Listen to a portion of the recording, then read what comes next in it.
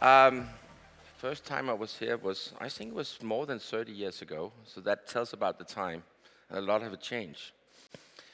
Um, I want to talk about 5G.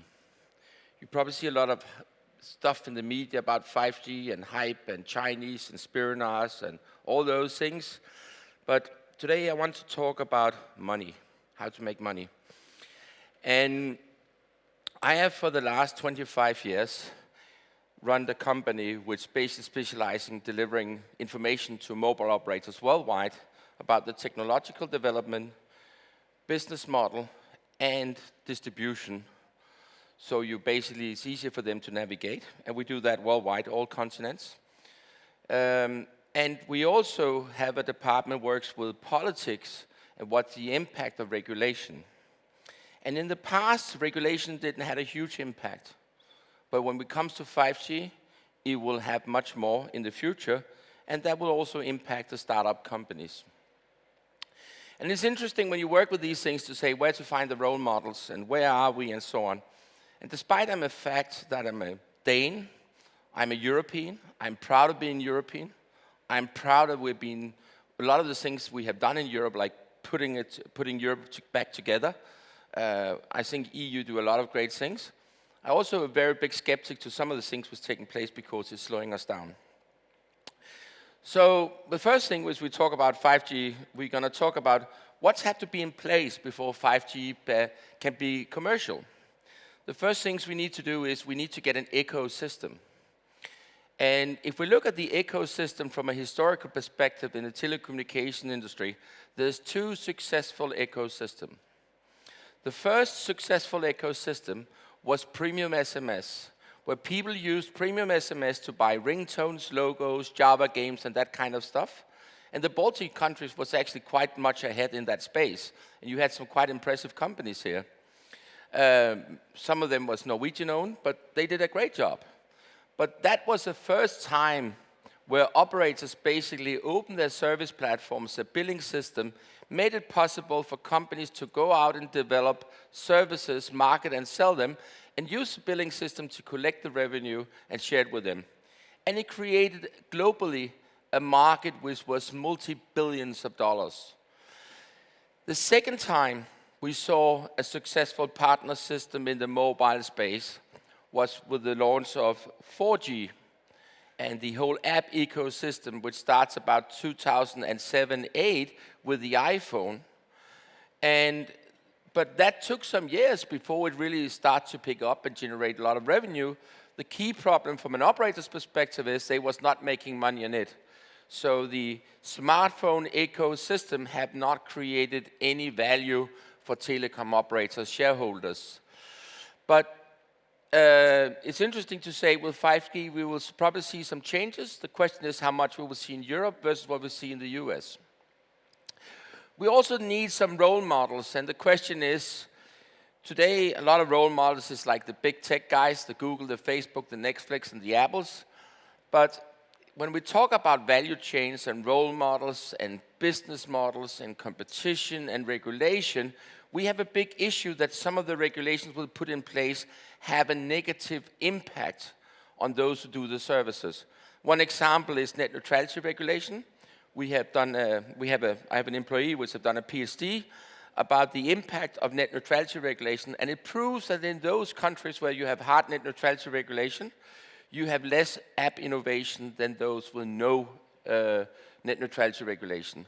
GDPR is very also intensive and also have a negative impact because it's quite expensive to be compliant for small companies. And the other day, Mark Zuckerberg said to Margrethe Vestager, we need more regulation in the EU. I really like what you're doing. We need much more. And he told that Facebook had 35,000 people monetizing content, and Facebook actually spent more money in a year than they had in turnover the year they were listed. And if Mark Zuckerberg is screaming for more regulation, either he's a masochist, alternative, he knows that more regulation will make it difficult for his competitors to be on this market or move in on this market and challenge his business case. So we have to look at these things. EU came this week with the artificial intelligence, where they want official authority to approve the algorithm for people using AI in certain sectors. It could be like healthcare and so on. And can you imagine the Latvian government putting up a job proposal? We want you to be able to evaluate Facebook and Google and Apple's AI algorithms, and you're going to work for the government for a fantastic salary, and we don't want you to start to work for these big tech companies. But honestly, it won't happen. It's absurd. So we need the business models. We need also competition. And it's quite interesting to see which business models will we see in 5G. If we go to the US, the American operators is much ahead of what we actually see in Europe. Because in the US, the operators is not only offering connectivity, but they're also offering a lot of APIs that will say a 5G network is much more intelligent than a traditional 2G, 3G network. And in that way, they can offer you some functionality which you can build into your applications. And the big American operators like Verizon and AT&T is quite much ahead when it comes to offering different kind of APIs which you can use. But on the other side, it's also a market with 340 million people. So there's a different scale than what we see in Europe, which is still fragmented in the EU into 27 small countries, if you can say it like that. We need competition. We need regulation to be in place. There's a lot of regulation we have to look at when we talk about 5G. Are we prepared for it? Can we use this artificial intelligence? 5G networks is much more intelligent than we saw in 2G and 3G networks.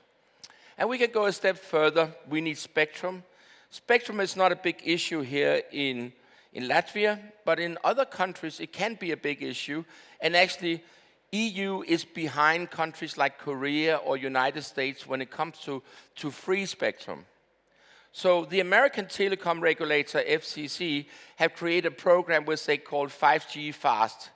And the American telecom regulator, the last 4 years, have basically been focusing on freeing up spectrum and remove barriers to roll out 5G. So there's been a lot of focus on that. And in that way, you can say that's one of the reasons why the US today is considered, together with Korea, as the most two advanced mobile markets, 5G markets in the world. And isn't it a bit funny because everyone goes around and say Huawei is the most advanced and all those things. In US and Korea, they don't use a Huawei equipment. So actually, in those two countries, it's number one when it comes to 5G, deployment, adoption, etc. They're not using the Chinese equipment. It's basically being banned. So we need also make it easier to do infrastructure deployment. Even in this country, it can be very difficult and sometimes very expensive to get the permission to put up a new mobile site, to deploy infrastructure. And governments need to sit down and say, how do we ensure that we can put up this equipment?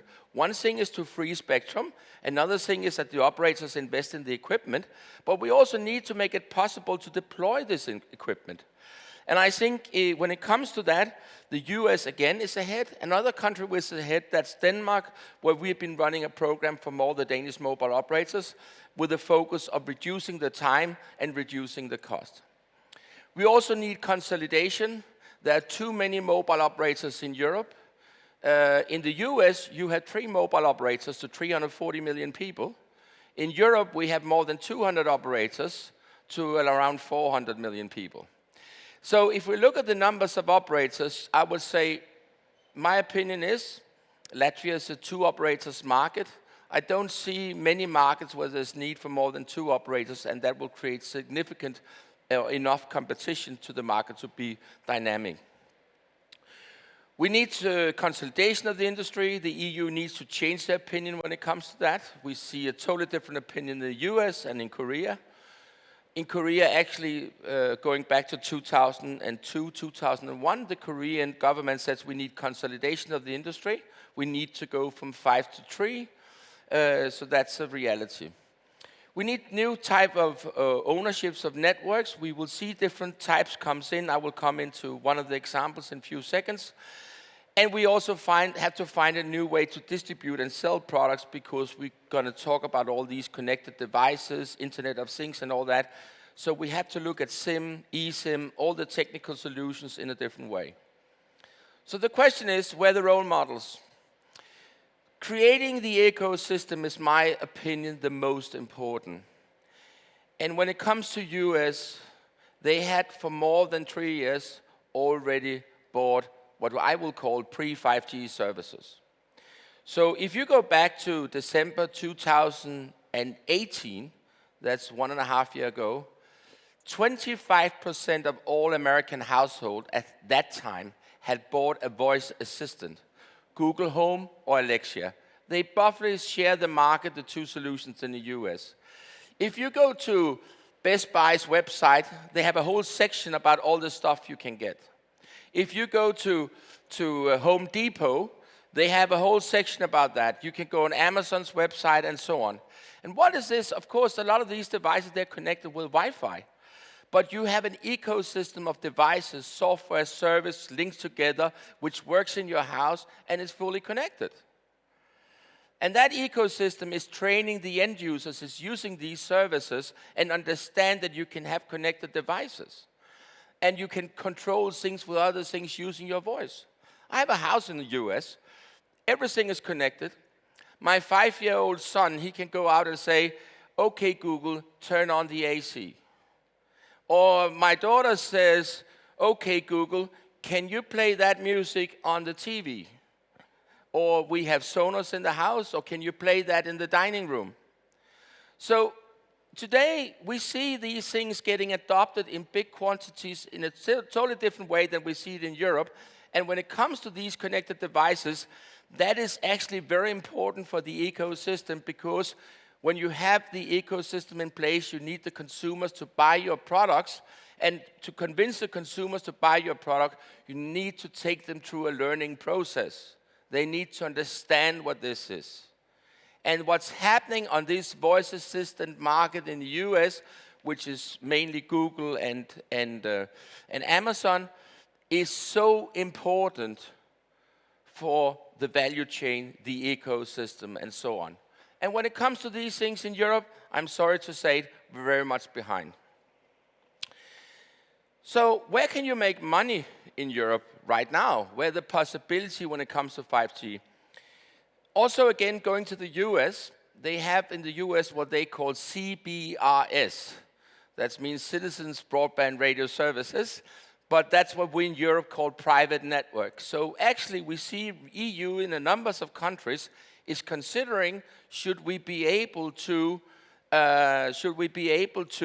go in and offer spectrum to non-mobile operators, and basically that build them their own 5G networks. And some operators say that's a bad idea, particularly here in Europe. Why should other companies compete with us? In the US, the operators, they say, great, we look forward to it. This is fantastic. So if you have a big factory, then you can, instead of connecting all your machines with Wi-Fi, you use 5G, and you can make more advanced solutions. You have other possibilities with 5G LTE than you have with Wi-Fi, etc., higher security, etc. And the whole CBRS part in the US have created a whole new ecosystem. It's mainly on the corporate market, if you could say like that. That is companies who build these solutions, make these things, and put it together. But there's a lot of business opportunities. And as a startup company, instead of trying selling your services to a mobile operator, you sell them to a business. And that would say you're moving from having 1 or 2 or maybe 2 or 3 potential customers in a country with 2 or 3 mobile operators to go out and be able to sell to all corporate clients in the country, because they will start to deploy these kind of networks. If you want to know something about it, I must say the best source for that is CBRS Alliance in the US. They have a lot of case studies on their website. They have a lot of information. And what we see right now is the same way as premium SMS create a lot of innovation in the mobile value-added services.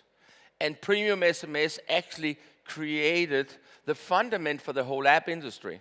Because premium SMS taught people that you could actually buy services and pay for them on your mobile phone.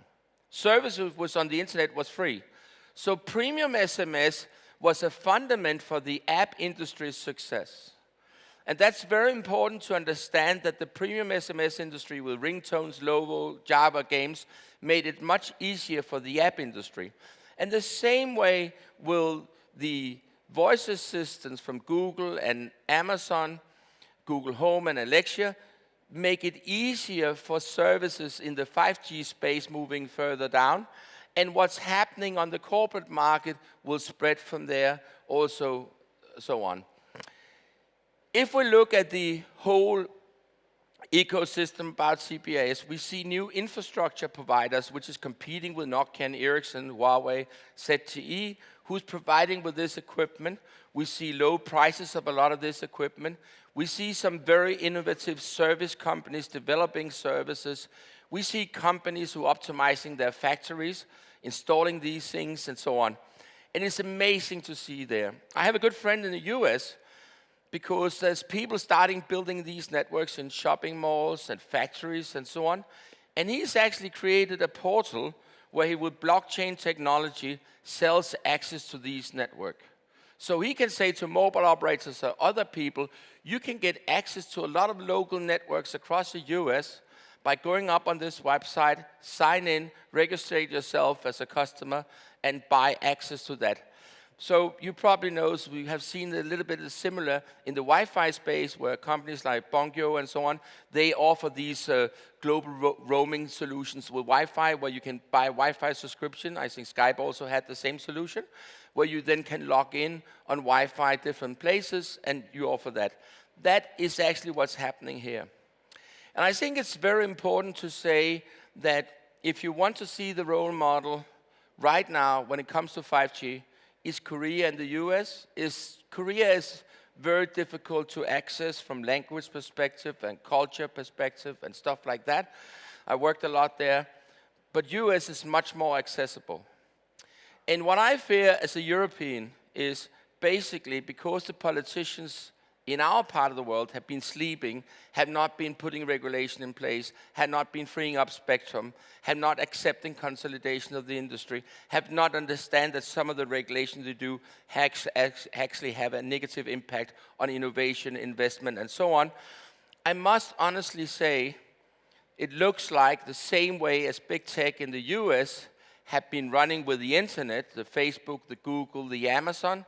There's a big risk that in 5G, the Americans would do exactly the same, because what I can see they have in the US, they actually have a value chain. They have tons of players in the value chain. They have business models. They have cash flow. They have live cases, and it's basically happening there every day. So for them to migrate their services to Europe is just as easy as for Google and Facebook and Amazon to migrate their services to Europe. It sounds maybe a little bit pessimistic, but trust me, I still believe, as a region, we probably are facing some tough times when it comes to this, but it comes from the startup scene.